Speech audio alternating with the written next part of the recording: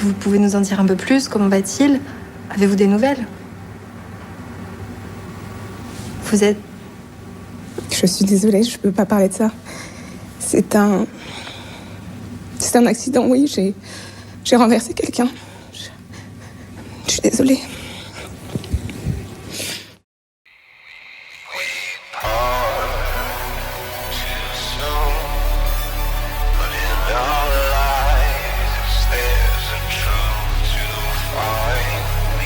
I'm Norman Reedus, and these are real-life, real-time soup. Can you shut up? I'm doing a thing!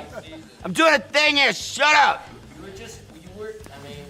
Hideo is one of the most brilliant people I've ever worked with. He tries to explain it. I'm trying to get my head around it. I've never done motion capture before. I'm watching Benedict Cumberbatch do the Lion King or whatever he does, and he's like, "Rah!" I'm like, oh, he's way better at this than I am. And then I found out they couldn't use any of it because he's his hands coming in between his camera. You have a skin-tight Lycra bodysuit with balls all over you that you stick to everything. You're supposed to be making out with Léa Seydoux and you're banging foreheads on cameras. Same with Mads. And then Hideo will go, okay, pick up the baby doll and cry. And you're like, what about? And he's like, and you cry because the strand of the you're like, I don't know what any of that means. I'm very sorry. I trust you, but I don't know what that means. And then he's like, look up, a whale. It's wild to work for him. I know there's a movie. I don't know anything about the movie at this point. Don't ask. Everyone keeps asking me during a ballerina premiere. He's great. I love Hideo. Yeah, he's got really unique ideas where he thinks the gaming world will go next. They're kind of mind-blowing. Yeah, I'll tell you off camera. Video game universe. Yes. Tell me about Death Stranding. I'm not a gamer, but I know people are obsessed with Hideo Kojima. Yes. So what is your participation? Is that mocap or what? It is mocap. How was the experience? They had to really kind of walk me through, and I did it, with Léa Seydoux, who's she's in it, and Norman Reedus is the main guy, but also you're all there together, and I think when I signed up for it, I didn't know that it would be true acting and scenes and stuff. Right. I don't know. You're going to be in a VO booth yes, which there is a bit of that, but there was there's emotional scenes in it, and I'm like, and Hideo's there, and he's like, okay, now you cry, and you're like, oh my god. So have you seen what you look like in the game? Is that a trip to see? I have, yes, I have seen, but I mean, like the game is, you look like, it's me, but he does, you look cool. You experienced the single most traumatic thing that ever happened in your life. You experienced at the beginning. Being born. Coming out. Yeah. Being born. Yeah, that's the worst thing that's ever happened to anyone. It's traumatic, which is typically why we believe that we don't remember it. Right. You were ripped from the only world that you ever knew. All of a sudden, the way that you breathed had to change. The way you eat changed. You were ripped. You were a part of a person, and now you're not part of that person anymore. I hate this. It's the most traumatic thing when you were the most vulnerable, and you survived that. So you can survive anything. People often ask me, how does one get into acting in video games? And the process is surprisingly simple. Step one, save up your money, buy a decent microphone, and then wait for Nolan North and I to die. Going into the Hollywood business, you don't realize that your personal life drastically changes. It's like in Japan, I mean, maybe the longest you could be away, maybe 3 months away from home in the countryside, but we have amazing bullet trains that would take us back in just a few hours, and you're always able to, maintain your personal life. Whereas I had no idea I was getting myself into, easily more than 6 months away from home. And that's just one project. And if you're lucky and book something else, I think I had a year when I was only home for 3 months. And so I think these are the things that kind of you have to learn. I had to learn as I went. Entertainment came full time when I auditioned for Mad TV while I still had a city job. I did a major feature film. I was a spokesperson twice, once for Amana Refrigerators and for Burger King. And I was doing sketch and improv on the weekends and off Broadway. So for me, I did all of those things. Yeah.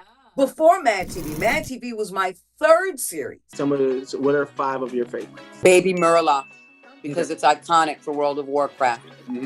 Seer Junda, because our energies are merged eternally. Okay. We're the closest, as in Jedi energy and spirit energy. We're the closest in the Force energy. This character, Grace Walker, she is what I like to call the alter Negro. There's the alter ego and she's the alter Negro. And the other 2, without a doubt, which I still do for people, is Whitney Houston and Oprah Winfrey. My impressions of Whitney Houston to Oprah Winfrey. The one social media site I am on, someone convinced me to do it and said, I think you would really enjoy this, Deborah. And I think it was be a platform where you can be in a safe haven and have this great fun. Do you like Mortal Kombat? Do you main Havoc in Mortal Kombat 1? Are you a fan of chaos? Then I want to invite you to join me, Jacob Craner, voice of Havoc, in Mortal Kombat 1 for my very first print signing on January 30th at 10 a.m. on IG Live. All you gotta do is hit the link, order whatever prints you want, and on the day of, even if you can't join me on the stream, I will sign and send them to you. That's the Havoc promise. Stay chaotic out there! No, ma io sono sono stato e lo sono, e conoscendolo ancora di più, un estremo fan, no? Si dice così. Sì, perché penso che sia un regista veramente un grande artista. Ma quanto vi ha aiutato quel lavoro a realizzare anche il lavoro sul film, a lavorare insieme voi due come coppia nella vita, ma anche insomma sul set? Ma io penso che non possiamo dire nulla riguardando il gioco, Lo quindi... so, non ci ho provato. Sì, quindi stiamo in silenzio adesso. È diverso, sicuramente diverso. Per certi aspetti è più difficile, perché certo che uno ha una vita privata che si porta con sé, e quindi magari anche... Hi, welcome to Bedtime Ballads. Just catching up on a bit of reading, which you get to do a bit of during. If you're suffering from a bit of insomnia, it's always good to read a book, make you sleepy. But it's about time to sing a song, I think, so I'll put this away.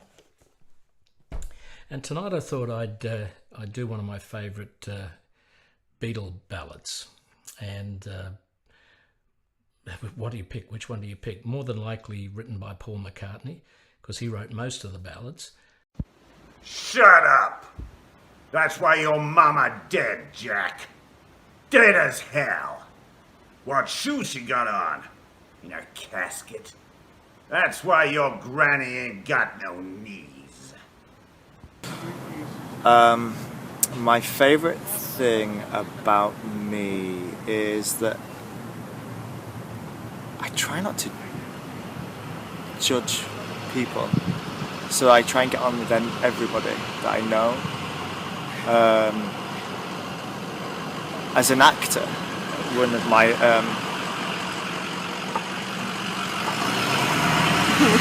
hello, car. Yeah. One of my strengths as an actor is, like I was saying, I was brought up being taught that everybody on a set is as important as everybody else. We're all one part of a machine, and we're all different. We're all different parts of it, cogs in the machine. And I think you have to give everybody, in whatever department they are, the respect they deserve. And I think that's a good thing as an actor. Hey, what's up, y'all? This is Tommie Earl Jenkins, aka Die-Hardman. Listen, I want to take this time to congratulate everyone at Kojima Productions on Death Stranding's 4-year anniversary, and a big thank you to all you porters out there for all your love and support over the years. You've all been absolutely amazing, so please continue to be so. Here's to the next one. Keep on keeping on. he remains a man of mystery to a lot of people, and including but in the nicest possible way. I'll tell you, he is everything you would want him to be, in terms of he's nice, he's easygoing. I think he is an actor's director. He's hands-on. Someone else asked me once, does he direct, is he fully hands-on with everything in terms of, motion capture and directing you guys? I'm like, he couldn't be more hands-on. He couldn't be more hands-on. It literally, he is there every day, every minute, and walking you through everything. His hands are always there.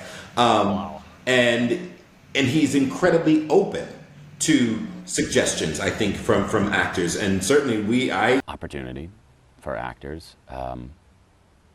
I think it's important for an actor to base their success on whether or not they're growing as an actor, as opposed to whether they got a job, this job or that job. It's more about getting better at what you do. And I think that this is at the heart of that. And it's not simply about sitting in a classroom and working on things. That's part of it too, or can be part of it. And in this case, it's a wonderful part of it. My name is Jesse Corti, and what I'm going to tell you is real. On January 4th, 1987, a passenger train en route between Washington and New York collided with a freight train. In the trial that followed, the engineer admitted to having smoked marijuana and overlooking security measures. They say that marijuana doesn't hurt anyone. But this time, 16 people died. Among them, Laura Corti, my wife. Well, this production, this is its third year. And we've been doing it. Hollywood Presbyterian Church in Hollywood, they have been doing it since the late 60s.